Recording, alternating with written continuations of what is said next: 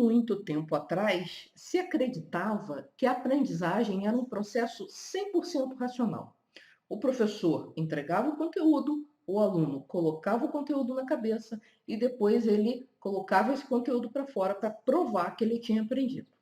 Nenhuma emoção envolvida. Mas isso está longe de ser verdadeiro.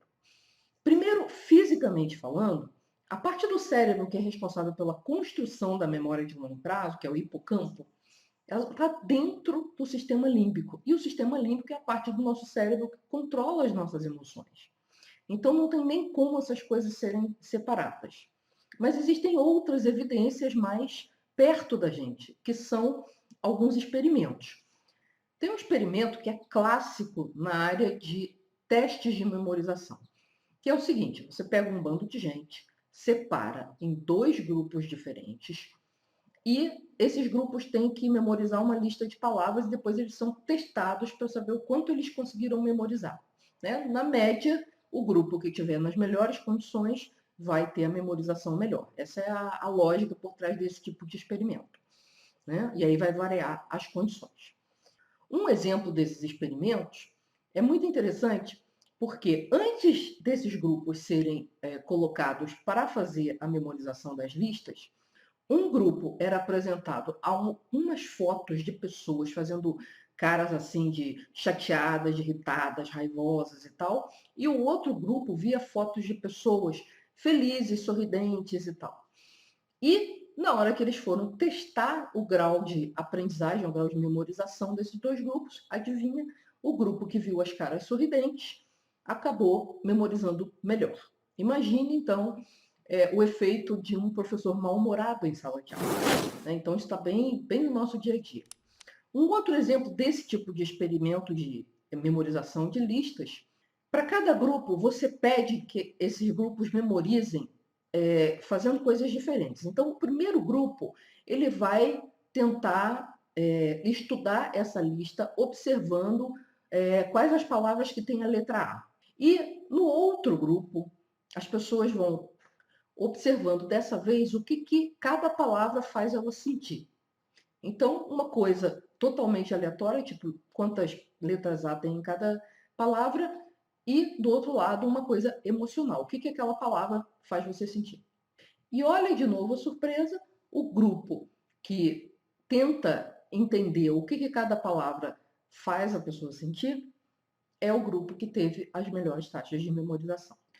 E de alguns anos para cá, o conceito de inteligência emocional se popularizou bastante. E por que ele se popularizou? Porque se descobriu que a inteligência emocional era um fator mais forte, mais importante para tentar prever o sucesso profissional mais tarde de uma pessoa do que a própria inteligência cognitiva. Existem alguns detalhes, algumas sutilezas aí nesse resultado, mas de modo geral, pessoas com mais inteligência emocional, dada uma inteligência cognitiva razoável, elas têm muito mais chance de ter sucesso do que aquelas pessoas que têm uma boa inteligência cognitiva, mas têm dificuldades com a sua inteligência emocional. Então, nesse vídeo aqui, a gente vai ver duas estratégias para você desenvolver a sua inteligência emocional focada nos seus estudos, certo? Mas antes a gente tem que entender o que é essa tal dessa inteligência emocional, quais são os fatores importantes ali e como que a gente tem que trabalhar cada um dos fatores, certo? Então, vamos lá para o mapa. Então, como que a gente usa a inteligência emocional para estudar e para aprender? A gente vai, como eu disse, a gente vai ver duas estratégias que vão aumentar a sua inteligência emocional, vão ajudar você a melhorar a sua inteligência emocional, e essas duas estratégias estão focadas nos estudos. Você pode usar essas estratégias em outras áreas da sua vida, mas aqui a gente está interessado em melhorar as condições de aprendizagem para você, certo? Então vamos lá. Primeiro, a gente tem que fazer uma pequena distinção aqui entre emoção e sentimento, principalmente entender o que é esse troço que a gente chama de emoção. A emoção, ela é uma reação instantânea que o seu corpo tem diante de qualquer coisa que aconteça, de alguma coisa que aconteça. E existem esses tipos de reações, ou seja, existem emoções que são instintivas, a gente nasce com elas. Por exemplo, o medo de cobra é um medo instintivo. É difícil você encontrar uma pessoa que não tenha medo de cobra. Ela teve que dominar ali um instinto para conseguir lidar com as cobras sem grande medo. E existem as emoções aprendidas, né? Que são reações instantâneas que a pessoa não tem controle, que quando vem, ela não tem tempo de pensar muito, então tem a cara de um instinto, mas na verdade foi aprendido. Eu botei uma borboleta aqui porque eu lembro de uma amiga que dividia apartamento comigo na época do mestrado e que ela tinha pavor de borboleta. Então, borboleta é um bicho que normalmente as pessoas não têm medo, mas ela aprendeu a ter pavor de borboleta porque quando ela era criança, ela tinha um cabelo comprido e uma vez uma borboleta muito grande se emaranhou no cabelo dela e ficou se debatendo ali e ela entrou em desespero com aquilo. E aquilo criou uma emoção muito marcante e ela passou a ter pavor de borboleta. Ela aprendeu através de um trauma, não precisa ser através de trauma para a gente aprender a ter reações diferenciadas, tá? Mas, no caso dela, foi através de um trauma a ter medo de um bicho que a maioria das pessoas acha inofensivo e até bonito, certo? E uma coisa interessante que a gente precisa saber sobre as emoções é que elas têm o que a gente chama de uma assinatura fisiológica. O que é uma assinatura fisiológica? Uma assinatura fisiológica é aquilo que o cérebro manda o corpo fazer quando você tem essa reação instintiva. Então, por exemplo, se você vê uma cobra, você tem uma reação instintiva de se encolher, de se recolher, de fugir dali. Tá? Então, o que vai acontecer? O seu cérebro vai mandar o sangue para os músculos, vai mandar adrenalina para o seu sangue para você ter essa reação de correr, de se afastar rápido da cobra. Certo? E quando você vê, você já está correndo, já está 10 metros da cobra antes que você tenha racionalizado de que o que você viu foi uma cobra. Ou às vezes nem foi, né? Eu, inclusive, tive uma experiência interessante com essa reação do medo da cobra, que foi o seguinte: eu entrei no meu quarto e estava tudo escuro, meu marido já estava dormindo, e eu fui meio tateando para encontrar a cama, porque eu tinha acabado de sair de um ambiente iluminado, meu olho estava sem o costume do escuro, né? Porque não estava 100% escuro.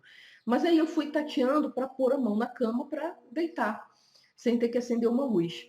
E aí, quando eu pus a mão na cama, tinha uma coisa roliça que na hora que eu encostei começou a andar. E eu dei um pulo para trás. E na mesma hora que eu dei um pulo para trás, eu comecei a dar risada. Porque durante esse pulo para trás, eu me dei conta de que o que tinha passado debaixo da minha mão era o rabo da minha gata, que estava deitada na minha cama. Quando eu encostei a mão, ela tirou o rabo debaixo da minha mão. Então, a gente realmente, essas reações instintivas, elas acontecem antes que a gente consiga raciocinar, a não ser que a gente treine muito, certo?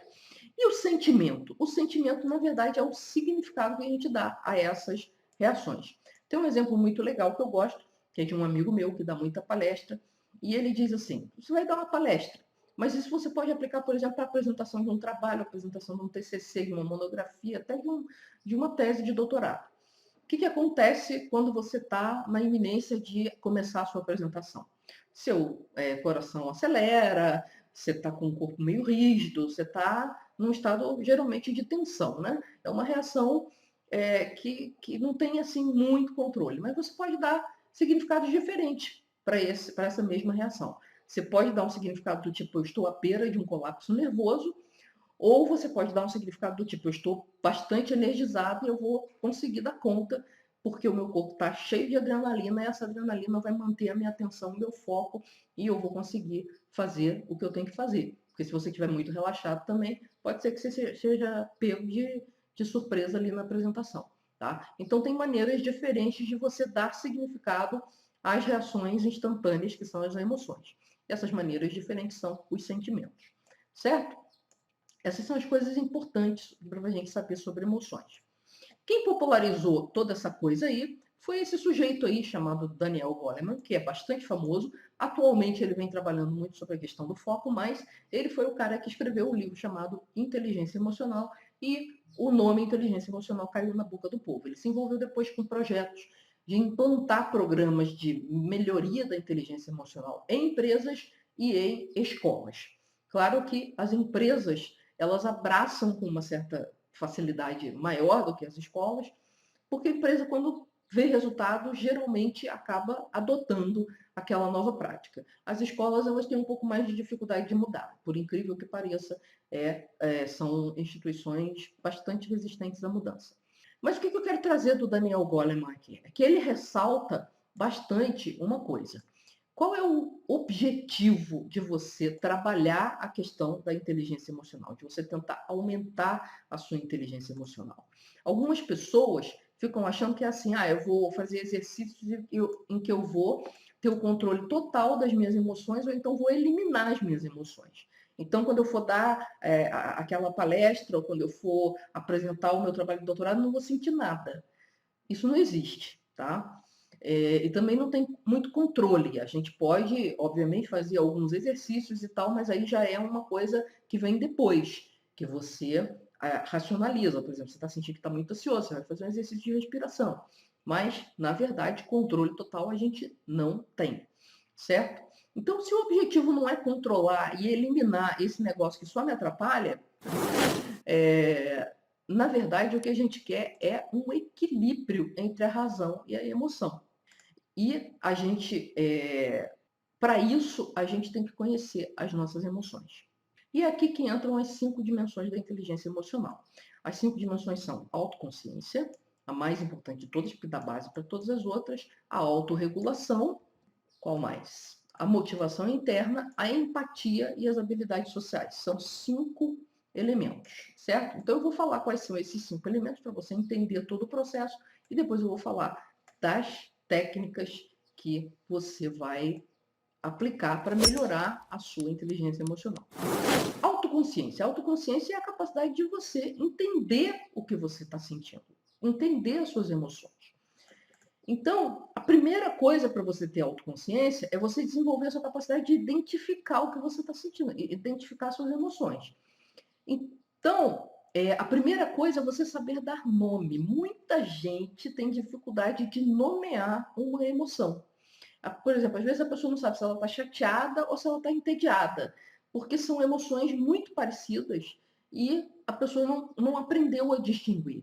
Então, ela pode, de repente, estar chateada com alguma coisa, ela está se negando a ver aquela chateação, ela não consegue identificar, e aí ela vai fazer alguma coisa achando que está entediada, então ela vai tentar fazer alguma coisa para se animar e não resolver o problema da chateação. Essa aqui é a complicação aí de você não saber distinguir as suas emoções, tá? Além de saber dar nome às suas emoções, você tem que entender quais são as causas. O que está causando essa chateação? O que está causando eu estar entediado? O que está causando eu estar irritado com aquela pessoa? Né? Então, é importante você entender as causas e na hora de descobrir as causas, a primeira resposta normalmente é uma resposta superficial. Normalmente a gente tem que perguntar várias vezes até entender a real causa de uma determinada emoção.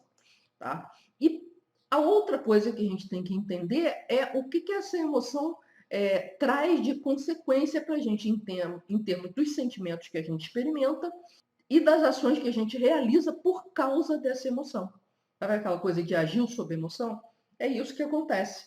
Então, você identificar qual é a emoção pelo nome, chamá-la pelo nome, o que causa e quais as consequências. Então, ter essa capacidade é desenvolver a sua autoconsciência, que é o primeiro elemento de inteligência emocional que a gente trabalha.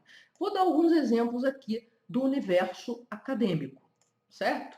Então vamos lá. Primeiro exemplo, você sentiu um desconforto. E aí você para pensar e pensa assim, eu estou mesmo irritada. Por quê? Porque aquele professor chato, eu achei que ia faltar para me deixar livre e ele acabou de entrar na sala. Qual é o sentimento que isso gera? Isso gera um sentimento de impaciência. Por quê? Porque a aula desse cara é muito chata. O formato da aula dele, meu Deus do céu. Ele fala baixo, ele fala devagar, ele escreve um monte de coisa no quadro sem fazer um único desenho, sem dar um exemplo concreto. Então eu fico impaciente porque essa matéria é importante, esse cara está me atrapalhando, etc e tal. Então isso é uma elaboração das coisas que você está sentindo a partir de uma reação emocional de ver o seu professor e se sentir irritada. Né? E aí, qual é a consequência? Qual é a ação? Você fica emburrada, cruza os braços e não consegue mais aprender nada com o cara. Não consegue prestar atenção no que ele está falando, se irrita com qualquer coisa, etc. E tal. Isso seria uma reação típica e que a gente pode pensar em mudar depois, mas isso aí vai vir na ferramenta, tá? Mas isso aqui, primeiramente, é você fazer a análise do que aconteceu. Tá? Toda vez que esse cara entra, eu me sinto irritada, fico impaciente porque a aula dele é uma porcaria e eu fico emburrada e aí eu não consigo aprender nada. Tá? Uma segunda situação seria assim: você sentiu uma agitação e aí você vai descobrir que na verdade você está muito alegre, muito feliz porque você recebeu hoje a notícia de que você tirou 9,5 numa matéria importante, numa prova importante e tal.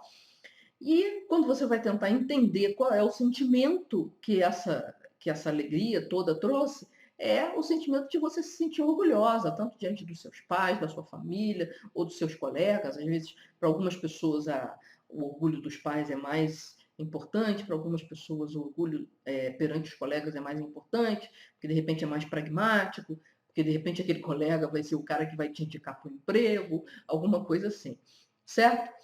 E para mostrar que nem sempre uma coisa positiva pode ajudar, vai ajudar necessariamente na sua aprendizagem, esse tipo de coisa aqui pode fazer você ficar desconcentrado. De repente você nem esperava esse 9,5, você ficou tão surpresa, tão feliz e tão maravilhado que você se desconcentra.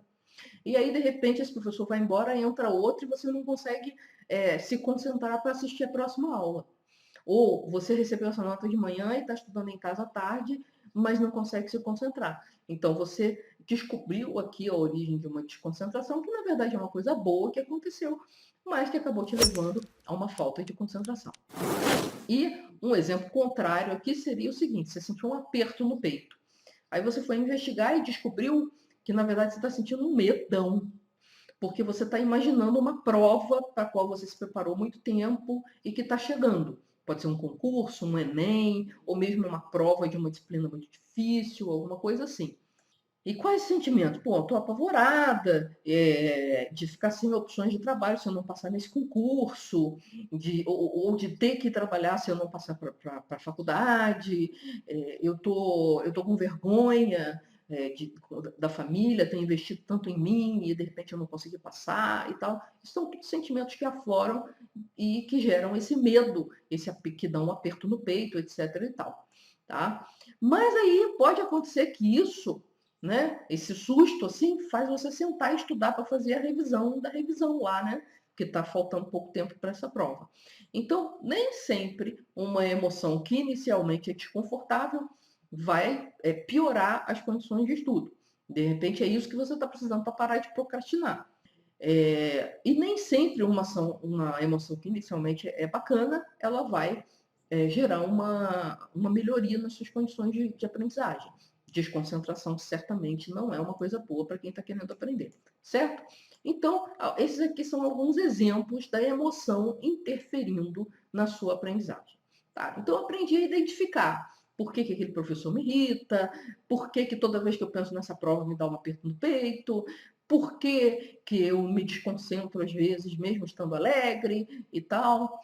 Agora vem o segundo elemento da inteligência emocional, que está diretamente dependente da primeira, da autoconsciência, que é a autorregulação. E a autorregulação tem a ver com aquilo que você faz diante da emoção. Por exemplo, naquele primeiro exemplo que vamos pegar aqueles exemplos que a gente já viu aqui, que aí vai ficar rápido de entender, né? Aquele primeiro exemplo que a gente viu do professor irritante, que deixa a gente impaciente porque a aula dele é um saco.